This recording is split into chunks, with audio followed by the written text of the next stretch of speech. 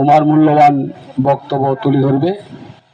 এবার ওমার মূল্যবান বক্তব্য তুলে ধরার জন্যে আমরা আলিপুরদুয়ার 1 ব্লক থেকে আটুস আর আবদার করেছি। ধন্যবাদ।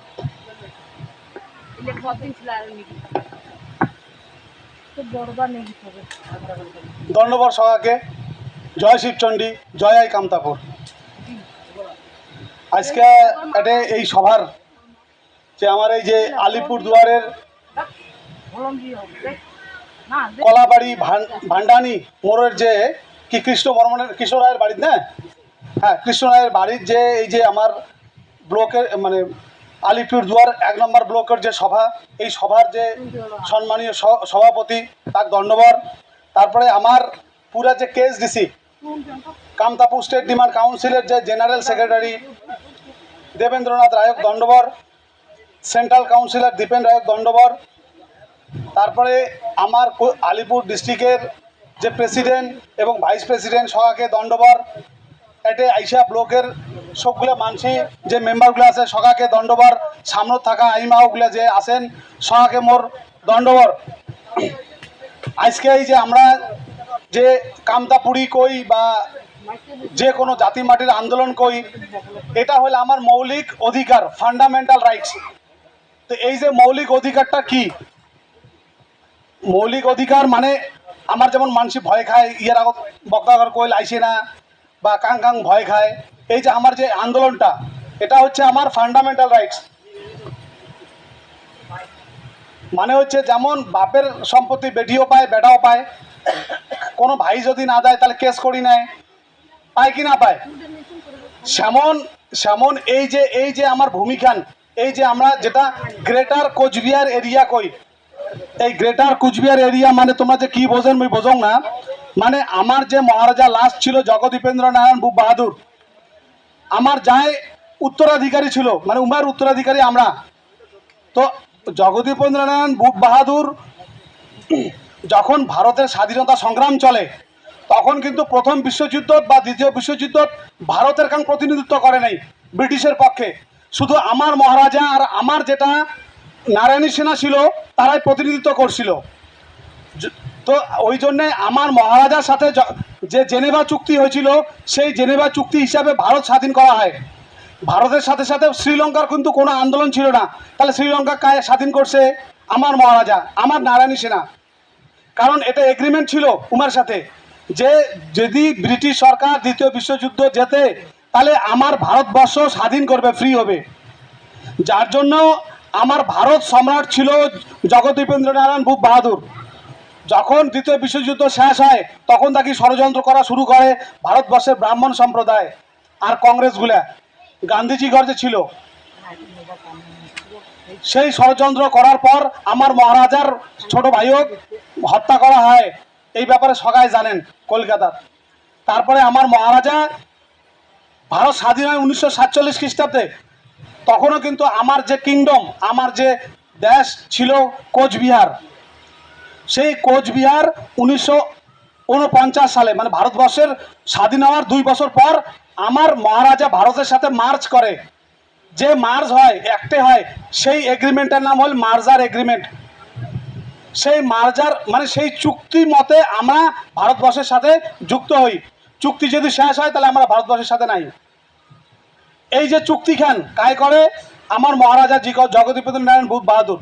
উহার উত্তরসূরি হিসেবে আমরা এই জনজাতি, এই যে আমার এই ভূমির যে আমরা সন অফ সয়েল, আমরা যে ভূমিপুত্র, এইটাই হইল আমার মৌলিক অধিকার। আমার পূর্বপুরুষের সম্পত্তির মালিকানা আমরা হই। যার জন্যে এই যে মাটিখান, এই মাটিখানের উত্তরাধিকারী যে আমরা, যার জন্য আমার ভাষায় এই এরিয়ার খান চলবে, আমার মানসি এটা কোনো শাসন করবে। তো এই যে ভারত স্বাধীন হওয়ার পর 1949 28শে আগস্ট যে আমার মহারাজা মার্জার এগ্রিমেন্ট করে, তখন কিন্তু ভারতবর্ষ স্বাধীন হওয়ার 2 বছর পর ভারতবর্ষ তখন সিলেক্টেড গভর্নমেন্ট ছিল। এলা যেটা গভর্নমেন্ট আছে এটা ইউনিয়ন গভর্নমেন্ট কয়, আর তখন ছিল ডোমিনিয়ন গভর্নমেন্ট। ভারত সরকার স্বাধীনতার পর ডোমিনিয়ন গভর্নমেন্ট ছিল, তখন ভারত সরকারের কোনো সংবিধান ছিল না। ভারতবর্ষের যে সংবিধান ডক্টর বি আর আম্বেদকর লেখে সেটা 1950 খ্রিস্টাব্দে লাগু হয়। তো সেহেতু ভারত সরকারের কোনো সংবিধান না থাকার কারণে তখন ব্রিটিশ প্রাদেশিক আইন দ্বারা ভারতবর্ষ পরিচালিত হয়ে হয়। আর ভারতবর্ষ ছিল তখন ডোমিনিয়ন গভর্নমেন্ট। সেই ডোমিনিয়ন গভর্নমেন্টের বাঙ্গাল প্রদেশের ওয়েস্ট বেঙ্গলের চিফ মিনিস্টার ছিল ডক্টর বিধানচন্দ্র রায়। জোর করি আমার সি ক্যাটাগরি সাংবিধানিক রাজ্যখানক দখল করিয়ে পশ্চিমবঙ্গের সাথে যোগ করছে। এই জন্যে কয়েকদিন আগত দেখবেন আমার মানি ডাঙরিয়া, আমার যায় আইকনিক লিডার কামতা রত্ন জীবন সিংহ ডাঙরিয়া এখন ভিডিও ক্লিপ করছে। ভিডিও ক্লিপত কিন্তু ক্লিয়ার কইছে যে আমার সাংবিধানিক বৈধ সি ক্যাটাগরি স্টেট খান রাজ্য খান অসাংবিধানিকভাবে আমরা শাসন করে দিচ্ছে। তাহলে এই যে গ্রেটার কুচবিহার এরিয়াটা হল, আমরা কিন্তু যখন ভারতবর্ষ মুঘল পিরিয়ড ছিল তখনও স্বাধীন ছিল, আমার মহারাজা ছিল। তারপরে যখন ভারতবর্ষ ব্রিটিশ সরকার শাসন করে তখন আমরা স্বাধীন ছিলাম, আর আমার কোচবিহার স্টেট ছিল। ব্রিটিশ সরকারের সাথে আমার মিত্র করাট রাজ্য ছিল। তো আমার কিছু অংশ ব্রিটিশ সরকার দখল করতে করতে যখন ভারতবর্ষ স্বাধীন করে তখন আমার পূর্ণ কুচবিহার মহারাজার যে পূর্ণ ভূমিখান আমাকে ঘুরি দেয়, সেই ভূমিখান ঘুরি দেওয়ার যে সাংবিধানিক কথাটা সেটা হচ্ছে গ্রেটার কোচবিহার এরিয়া। সেই গ্রেটার কোচবিহার এরিয়া খান হল বিহারের কিছু অংশ, মালদা থেকে শুরু করি আসাম যে আমার স্টেট আছে, এই লাওয়ার আসামের কিছু অংশ মিলিয়া এই গ্রেটার কোচবিহার এরিয়া খান ঘুরি দেয় ব্রিটিশ সরকার। এইখান হইল আমার পূর্ণ রাজ্য। আর আমার পূর্ণ রাজ্যখানের নাম ছিল তখন কোচবিহার সি ক্যাটাগরি স্টেট। সেই সি ক্যাটাগরি স্টেট খানক বিধানচন্দ্র রায় জোর করিয়া দখল করিয়া আজ পর্যন্ত শাসন করি হচ্ছে এই কলকাতিয়া বাঙালির ঘর। ওটা আমার কোনো জাতি মাটির কোনো লোক নাই, উমার দ্বারাই শাসন হয়। যেমন ভারতবর্ষকে একদিন ব্রিটিশ শাসন করছে, আজকে আমার কলকাতিয়া বাঙালির ঘর শাসন করে দিচ্ছে।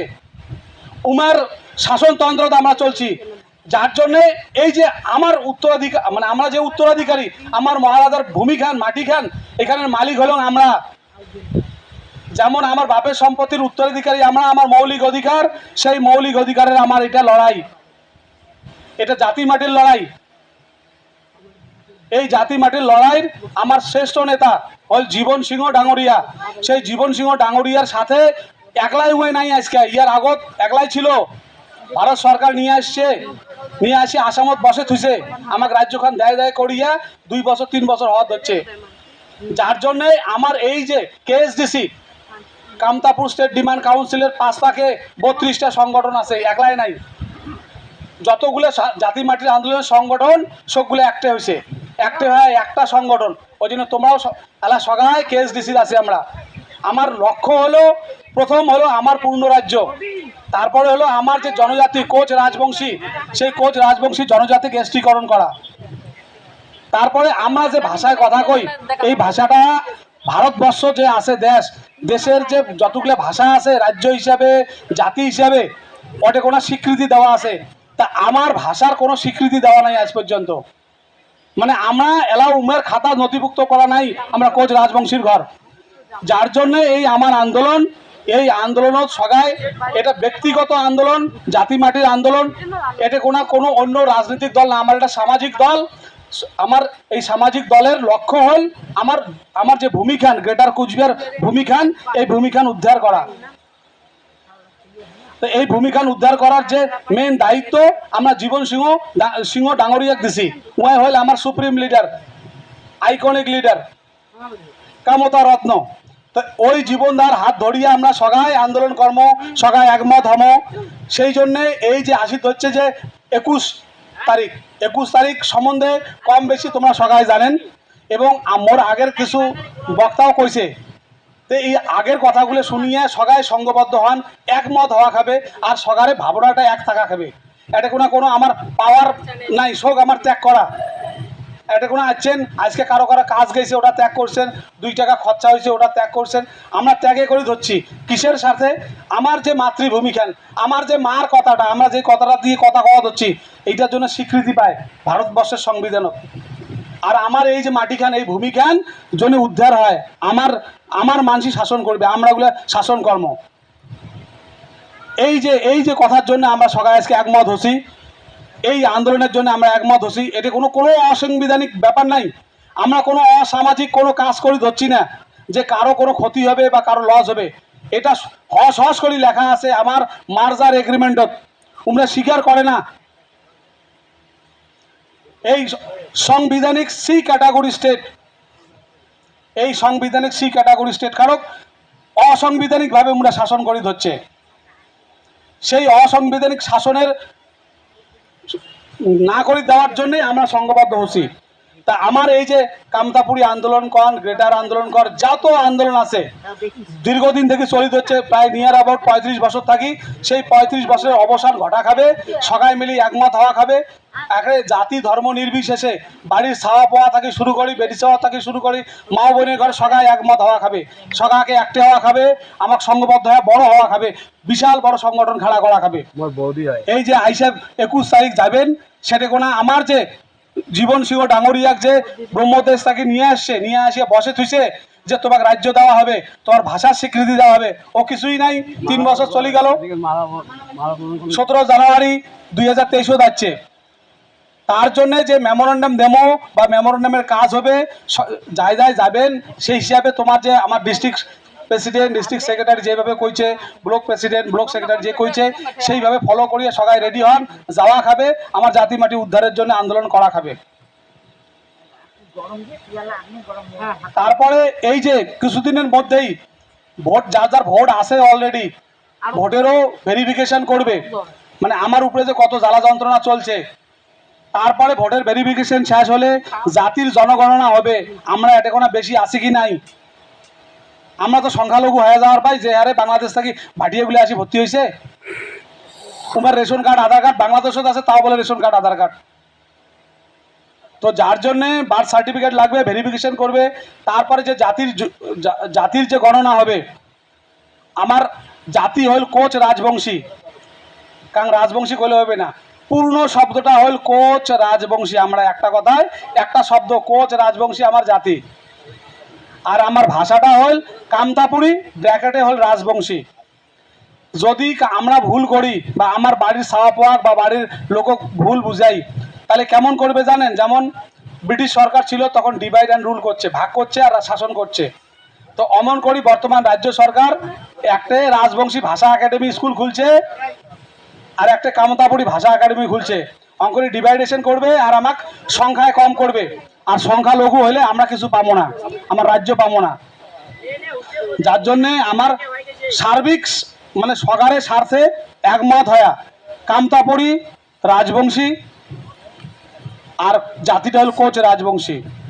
তারপরে যে আইসা 21 তারিখ যে প্রোগ্রাম, সেই প্রোগ্রামত একটা জাতি ধর্ম নির্বিশেষে সাওয়াই পোয়াই সবাই মিলি একটা রেডি হয়া আমরা সবাই হাত উঁচা করি, সারা দেমো যেন সারা ভারতবর্ষের মানুষই টের পায় আজকে যে জীবন সিংহ ডাঙরিয়ার যে আন্দোলন, আজকে এই যে কেএসডিসির যে আন্দোলন, এটা কারো ব্যক্তিগত আন্দোলন নয়, জাতি মাটির স্বার্থে সবাই একমত হয়ে করা খাবে।